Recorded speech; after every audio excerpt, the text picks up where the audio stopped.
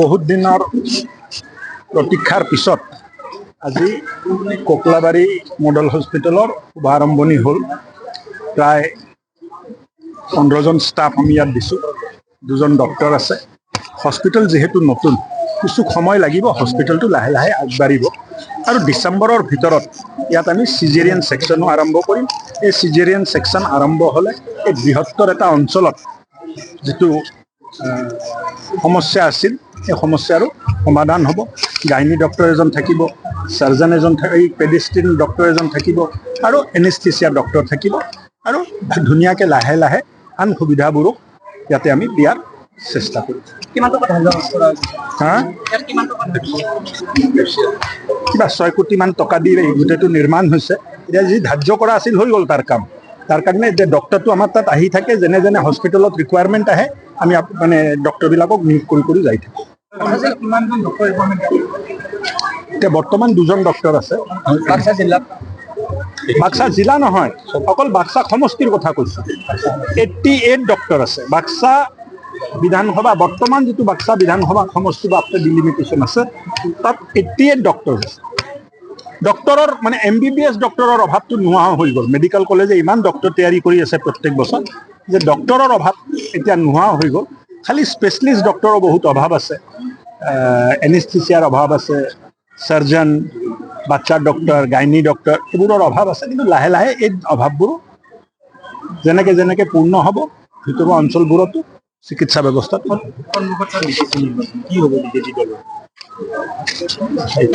ইলেকশ্যনৰ ৰিজাল্টৰ পিছতে গম পোৱা যাব কি হ'ব, আজি কেনেকে হয়।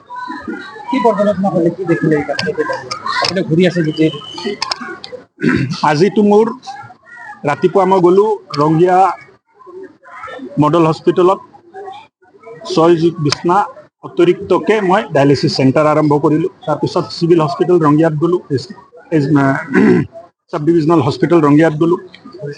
এতিয়া আপোনাৰ তাত আহিছোঁ। ইয়াৰ পিছত আৰু এটা হস্পিটেলৰ উন্মোচন আছে গতিত, মানে গাদীত এটা নতুন হস্পিটেলৰ আধাৰশিলা হ'ব। আজিৰ দিনটো স্বাস্থ্যমন্ত্ৰী হিচাপে অকল মানুহ কেনেকৈ স্বাস্থ্যৱান হ'ব পাৰে, সমাজ কেনেকৈ স্বাস্থ্যৱান হ'ব পাৰে, চৰকাৰী বিষয়া ৰাইজৰ লগত মাত্ৰ এই কথাই পাতি আছোঁ। আৰু সমাজখন স্বাস্থ্যৱান হোৱাৰ কাৰণে আপোনালোকৰ মাধ্যমতো মই আহ্বান জনাব খুজিছোঁ যে সপ্তাহত এদিন আমি সিদ্ধ ভোজন গ্ৰহণ কৰিম, অৰ্থাৎ কোনো তেলজাতীয় বস্তু আমি নাখাওঁ, বইল কৰি খাম। তেনেকুৱা এটা সিদ্ধান্ত ৰাইজে ল'ব লাগে। কেলে আমাৰ ইয়াত শকত হোৱাৰ মানুহৰ মাজত প্ৰৱণতাটো লাহে লাহে বহুত বেছি হোৱা আৰম্ভ হৈছে আৰু যিটো ৰিপৰ্ট আহি আছে কিছুদিন পিছত 3 জনৰ ভিতৰত এজন মানুহ প্ৰয়োজনতকৈ বেছি শকত হ'ব। শকত হ'লে বহুত ধৰণৰ বেমাৰ আহে। কালি প্ৰধানমন্ত্ৰী ডাঙৰীয়াও লালকিল্লাৰ পৰা সমগ্ৰ দেশবাসীক আহ্বান জনাইছে যে তেলজাতীয় বস্তু কম খাই স্বাস্থ্যৱান হৈ থাকিব লাগে, শকত হ'ব নালাগে। শকত হ'লে বহুত বেমাৰ হয়, হাই প্ৰেছাৰ হয়, চুগাৰ হয়। আৰু এই দুটা বেমাৰ যেতিয়া একবাৰ মানুহক লাগি যায় জীৱনত, আৰু এই মানুহ বহুত কম মানুহ আছে যে ইয়াৰ পৰা ওলাই আহিব পাৰে। জীৱনটো ঔষধ খাব লাগে আৰু এবাৰ এই বেমাৰ আহিলে বেলেগ বেলেগ বেমাৰকো নিমন্ত্ৰণ দিয়ে। পুৰা গাহৰি খাব মানা কৰিছে। পুৰা গাহৰি খালে হেতাপলি বুলি এটা বেমাৰ হয় আৰু আমি দেখিছোঁ BTC অঞ্চলত মানে গাহৰি খোৱা জনজাতীয় মানুহৰ মাজত 3% মানুহৰ প্ৰত্যেক বছৰ ফেটাপেলুৰ বেমাৰ। আহিলে স্যাৰ এই অঞ্চলত গৌৰৱগৈ নিৰ্বাচনী প্ৰচাৰ চলাবলৈ এই সন্দৰ্ভত আপুনি কিবা ক'ব বিচাৰে নেকি? ৰাইজক ন্যায় দিব বুলি মানে নিৰ্বাচনত প্ৰচাৰ কৰাৰ অধিকাৰ সকলোৰে আছে, প্ৰচাৰ কৰিব। প্ৰচাৰ কৰাত কি আপত্তি? কি হ'ব কংগ্ৰেছৰ, কি হ'ব বিজেপিৰ, কি এতিয়া কংগ্ৰেছৰ কি হ'ব যেতিয়া ৰিজাল্ট ওলাব গম পাব। কংগ্ৰেছ আছেনো ক'ত? BTCতটো যোৱা 25 বছৰ মইতো কংগ্ৰেছ দেখা নাই। যোৱা 10 বছৰটো পোনপটীয়াভাৱে মানে মই জড়িত হৈ আছোঁ। সৌৰভ গগৈ ডাঙৰীয়াই কৈ আছে যে বিজেপিয়ে BTC-বাসীৰ লগত অন্যায় কৰিছে, তেওঁলোকে ন্যায় দিবলৈ কংগ্ৰেছ দিয়ক, ন্যায়টো দিলে না, অসমবাসীক ন্যায় দিলে। এতিয়া BTC-বাসী অসমবাসীক কংগ্ৰেছটো চৰকাৰত আছিলতো, কি ন্যায় দিলে এইটোতো চব জানা আছে।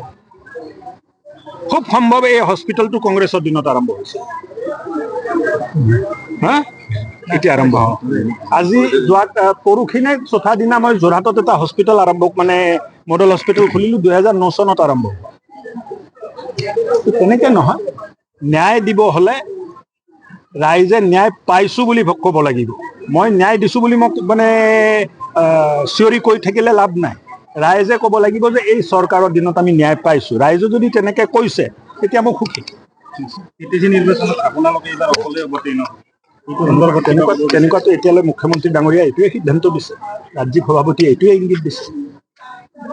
চৰকাৰ কোনে গঠন কৰিব এইবাৰ BTC কি বুলি যিহেতু আপোনালোকে এইবাৰ অকলে অৱতীৰ্ণ হ'ব BTC নিৰ্বাচন? আচ্ছা মোক এটা কথা কওক, ইলেকশ্যন খেলা ইণ্ডিপেণ্ডেণ্ট কেণ্ডিডেট এজন হাৰিম বুলি ইলেকশ্যন খেলে নে জিকিম বুলি ইলেকশ্যন খেলে? নিশ্চয় জিকিম বুলি ইলেকশ্যন খেলে।